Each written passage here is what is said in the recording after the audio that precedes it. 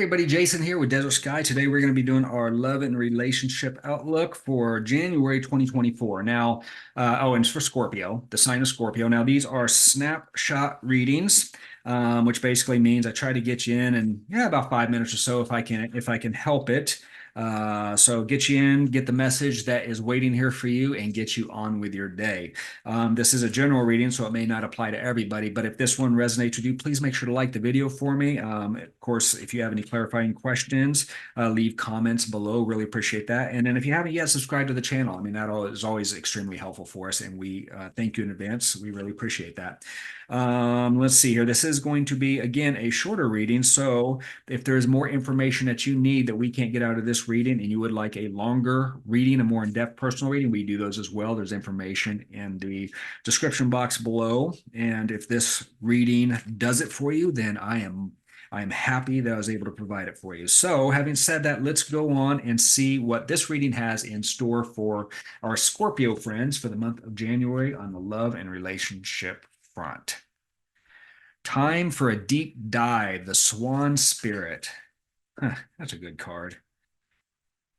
That can go in a couple different directions. The first thing that pops into my head, and again, sometimes nothing pops into my head, but if it does, I like to talk about it. Sometimes the other cards will take me in a whole different direction. But the thing that pops in the head here is that it's almost like really starting to, of course, taking a deep dive. I mean, I don't know. I feel like this is working on a relationship, getting somewhere that you want to be, working through some things to where you move the relationship to a better position. We're going to see what happens here, though.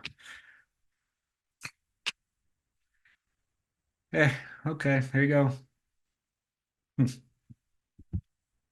That's why I say things when they pop into my head, because a lot of times, most of the time, it starts the story before I even see the additional card. So Three of Swords, Three of Pentacles, Nine of Pentacles, growth card, reaping what you sow, harvesting, Pentacles and Pentacles, tangible things. I mean, to me, it's people. Maybe it can be money, it can be work, it can be those things, but it's something you can get your hands on and so forth. And of course, a relationship to me is a tangible thing. Of course, there's feelings and commitment and all that stuff, but it takes work. So maybe that's why I associate Pentacles with the relationship, at least in this particular reading.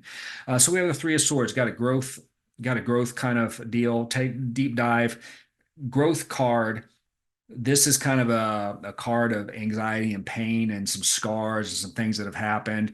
It is a swords, which means this isn't necessarily as big of a deal as like if it was a major arcana card, but it doesn't mean that it feels pleasant. And whatever this is, I think this has got you kind of off balance, whacked a little bit. Maybe whatever this is kind of holding you back, and it's time to do some work here. Three of Pentacles. I think this work is with other people.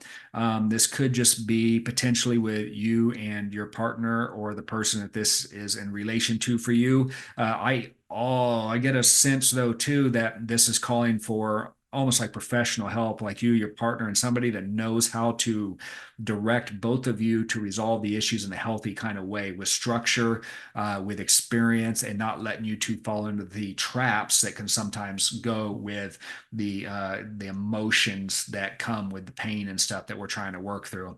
And then ultimately, the end result is that the work that you put into this is going to be your reward. You reap what you sow here. It's the harvest. The Nine is accomplishment, though. It is achieving. I think that you guys are going in a good direction. I just think you have to put the work in. Time for a deep dive.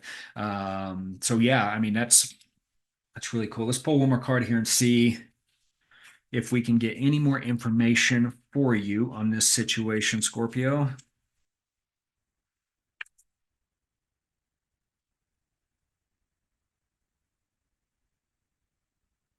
The distraction of the shiny things. Is that what it's about? I mean, is that what's caused the pain? Is there a little bit of a wandering eye or some jealousy? Is there something that's distracted you from the relationship or distracted the other person from the relationship? I don't know.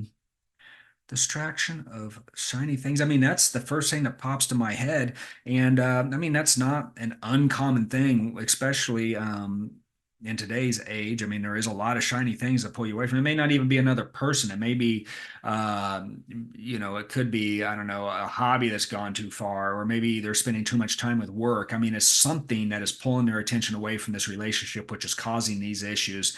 And you guys have to figure out how to work through that. But again, I think you're heading in a good direction. I think that will be accomplished if that's what you want to do. You do the work, you'll get the result. On the reverse end of that, if you don't do the work, you're not going to get what you want out of it, unless what you want out of it is for this thing to end. Then maybe you will. But that's it. I think this is a great reading. Very clear, actually. Let me know if you have any questions. Again, if I can answer anything clarification wise, I will more than happy to try. And other than that, let's go on and wrap this one up. We will thank you for watching, and we will see you next time.